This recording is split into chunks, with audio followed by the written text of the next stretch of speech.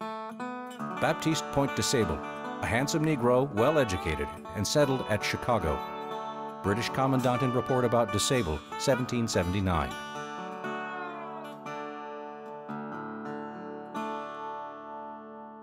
Not all blacks in early Illinois were slaves. A small number of African Americans were free, and some even enjoyed a level of equality and acceptance among whites. We know very little about Illinois free black residents, but some of their stories appear in legal records held at Fort Deschardes, the seat of French government in the Illinois country.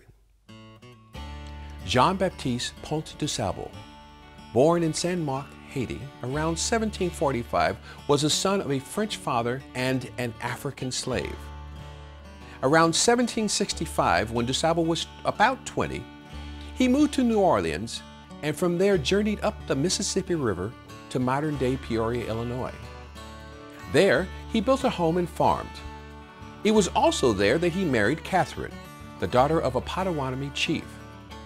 Years later, in 1778, he traveled all the way back to Cahokia to have his marriage formalized in the Church of the Holy Family. By 1779, DeSable had moved from his home in Peoria to settle on the north bank of the Chicago River near Lake Michigan. The location of the settlement was at a natural crossroad for both Native Americans and Europeans seeking access to the Mississippi River, making it the perfect hub for transportation and trade. However, the Revolutionary War initially foiled his plans. You see, DeSable supported American interest over British. He was labeled a spy and arrested by British forces. He remained in their custody for nearly 4 years, but so impressed the British governor that he was put in charge of one of their outposts, which he managed for 3 years. When the war ended, he returned to his home to rebuild his business. Along with his wife, DeSable lived for 20 more years, rearing 2 children and overseeing the birth of a grandchild in the first permanent settlement of what would later become the heart of downtown Chicago. Sometimes we create these artificial sort of everything was great stories of past heroes, but we can connect much better with them when we realize that things weren't always so great. You know, when asked, well, where did Lincoln live before? That Lincoln had to share an apartment or share a room with a guy, not even a full apartment, just shared a room with a guy because he couldn't afford anything else. He ended up in the White House. So if you want to live like Lincoln did, if you want to have an opened mind, what are you going to do? What do you think you can do to help make sure you keep an open mind? Be more open to situations and resolutions, I guess. That's good. Examine your options of what is around you. Try to make a positive note out of a negative one, basically. Or try to see a brighter side to the negative that you already are. That's good. Because so often when we're trying to move forward, you know, the best solution might not be part of it, right? But what's the best possible result?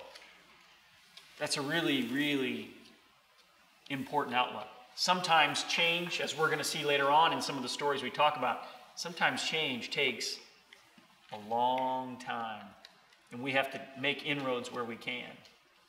Go ahead, you had something you were going to say too. I was saying read. Oh, yeah. Read. So do books still open minds, even with all these and everything else we have? Do books still open minds? Yes. Yeah, I think they do. I think they do too. I think no one should like be afraid to experience new things. That kind of is a good and a bad thing, but it could be a good outcome. Being open to new things. Yeah.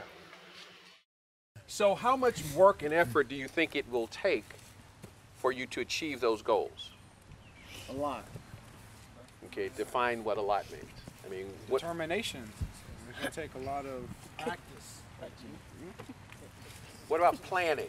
I mean, do you have to have a plan in order to figure out, in order to be what you want to be? Okay. Have to set goals.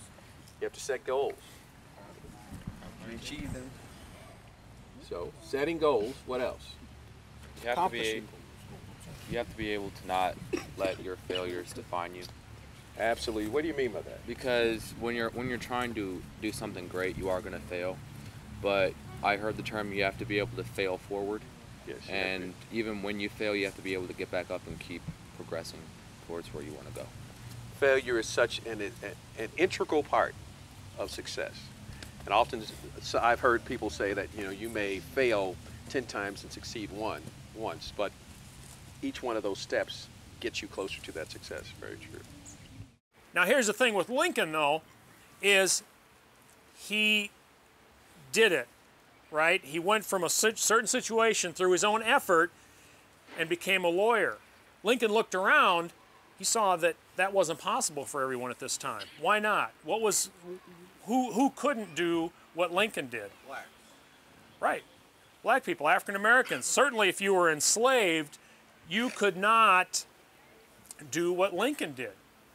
Now, there were people who were able to figure out a way to make it happen, but it was extremely difficult. Lincoln saw that in this country as the great crime, among other things, of slavery. Is slavery wasn't in keeping with the vision of this nation.